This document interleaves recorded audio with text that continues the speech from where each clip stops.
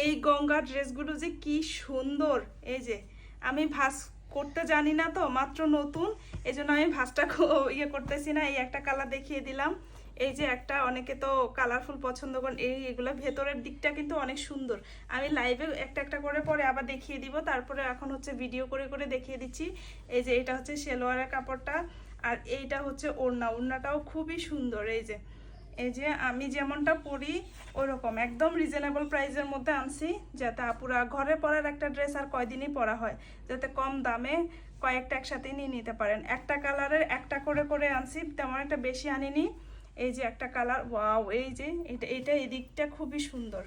এগুলা Ganga three piece বলে, আমি তো ঠিকঠাক নামও জানি না, আনার সময় যে নামটা বলছে ওইটাই আপনাদেরকে বলতেছি। এই যে খুবই সুন্দর, এটা সেলোয়ারের কাপড়টা দেখেন খুবই সুন্দর। ওড়নাটা আমি একটার ওড়নাটা আপনাদেরকে একটু দেখাই।